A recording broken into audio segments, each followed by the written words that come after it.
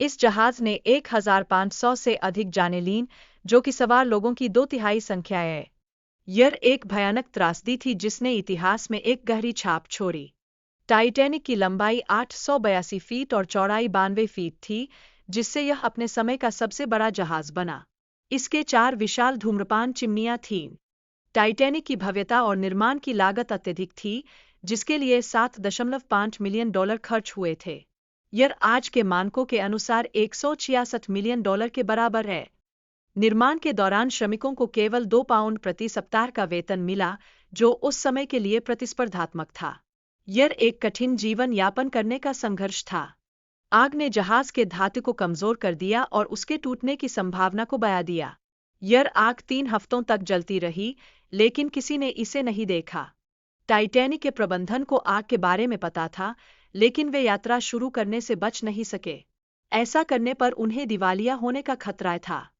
Titanic के आंतरिक सजावट में लंदन के रिज होटल की भव्यता को शामिल किया गया था। इसमें भव्य सीढ़ियां और कलाकृतियां थीं। पहले श्रेणी के यात्रियों के भोजन में 13 पाठ्यक्रम शामिल थे, जो विशेष अवसरों के रूप में मनाए जाते थे। यह लगभग 5 घंटे तक चलता था। टाइटैनिक पर दूरबीनों की कमी एक महत्वपूर्ण तथ्य था, जो संभावित खतरे का पता लगाने में बाधा बन गया। यह त्रासदी को और भी बढ़ा देता है। यदि टाइटैनिक ने गति सीमा का पालन किया होता, तो दुर्घटना को टाला जा सकता था। उच्च गति ने स्थिति को और अधिक खतरनाक बना दिया। टाइटैनिक पर केवल 20 जीवनरक्षक नौकाएं थीं, जो सभी यात्री को समायोजित करने के लिए अपर्याप्त थीं। यह निर्णय केवल सौंदर्य कारणों से लिया गया था।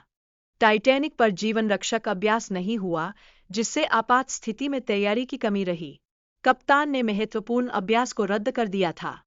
कैप्टन को उस रात की घटनाओं के लिए जिम्मेदार ठहराया गया, लेकिन आधुनिक शोध ने उनकी निर्दोषता साबित की। यह एक महत्वपूर्ण पक्ष है जो ध्यान में रखना चाहिए। प्रकाश अपवर्तन के कारण टाइटैनिक के संकेतों को नजरअंदाज किया गया, जिससे जहाज के दृश्य में भ्रम उत्पन्न हुआ।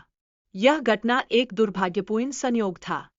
इतिहासकार टिम मोल्टन का मानना है कि उस रात प्रकाश अपवर्तन ने पहरेदारों को हिमखंड को पूरी तरह से देखने से रोक दिया।